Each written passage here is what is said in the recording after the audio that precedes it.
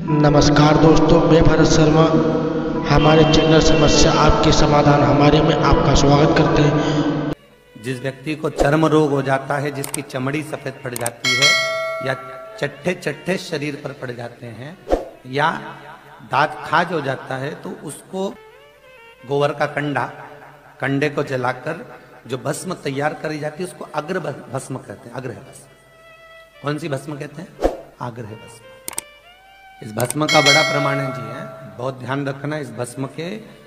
जिस व्यक्ति को चर्म रोग हो जाता है, जिसकी चमड़ी सफेद पड़ जाती है, या चट्टे चट्टे शरीर पर पड़ जाते हैं, या दांत खाज हो जाता है, तो उसको गोबर का कंडा जलाकर अग्र भस्म तैयार करी जाती है और तैयार कर कर उसको शिवरात्रि को शंकर को समर्पित करी जाती है। उस भस्म को शिवलिंग पे से उतार कर लाया जाता है, पानी की बाल्टी में डालकर रात्रि को स्नान किया जाता है।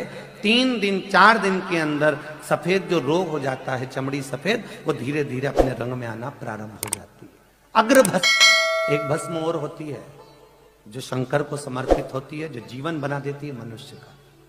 कौन सी भस्म?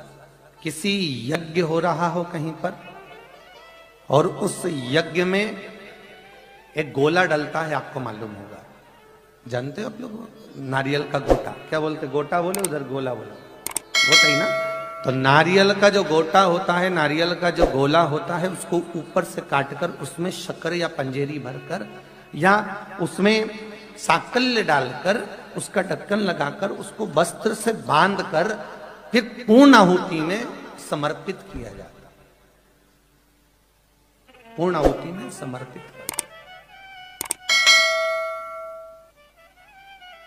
जगत को पूर्ण करने वाला की जो प्रियता है, शंकर पूर्ण कर देते हैं, इसलिए आज भी पूर्ण आहुति में गोला दिया जाता है।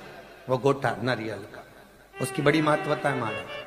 वो नारियल का गोला जब पूर्ण आहुति में दिया जाता है तो गोला जब जल जाता है पूरा राख हो जाता है। पूरी अग्नि जब ठंडी होती है, गोला शिवलिंग की तरह रखा रहता है। ठंडा होने पर वो गोले की जो भस्म होती है, वो भस्म महाराज, कितना भी व्यक्ति तकलीफ में चल रहा हो, कितना भी कष्ट में चल रहा हो, अगर वो भस्म शंकर को समर्पित कर दे प्रतिदिन थोड़ी थोड़ी, और उसी भस्म से तिलक कर कर मस्तक पर त्रिपुंड लगाकर वो अपने कार्य के लिए निकल जाए, जिंदगी में कभी फेल नहीं हो सकता, आगे ही बढ़ेगा, तकलीफ भोग ही नहीं सकता। उस भस्म का इतना नहीं। भस्म की हम तो कई बार कहते हैं बच्चों से, अगर आप एग्जाम देने बैठ रहे हो, कोई परीक्षा देने के लिए बैठ रहे हो, कोई नौकरी के लिए अप्लाई कर रहे हो, नहीं हो रहा, तो एक बार वो भस्म आप शिव को समर्पित करो और उसको लगाकर फिर जाओ मस्तक पर, हृदय पर थोड़ी सी लगाकर भस्म।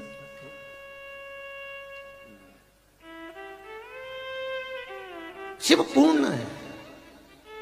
शंकर ही सारे देवी देवताओं को जो नारियल चढ़ता है वो फूट कर चढ़ता है, तोड़ कर चढ़ता है, और शंकर को अगर श्रीफल भी चढ़ता है तो वो पूर्ण चढ़ता है।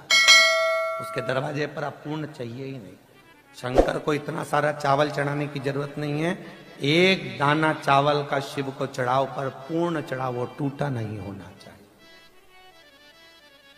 बेलपत्री शंकर जी को 10,000, 1,000, 2,000 चढ़ाने की जरूरत नहीं। एक बेलपत्री चढ़ाओ पर वो पूर्ण होना चाहिए, वो खंडित नहीं।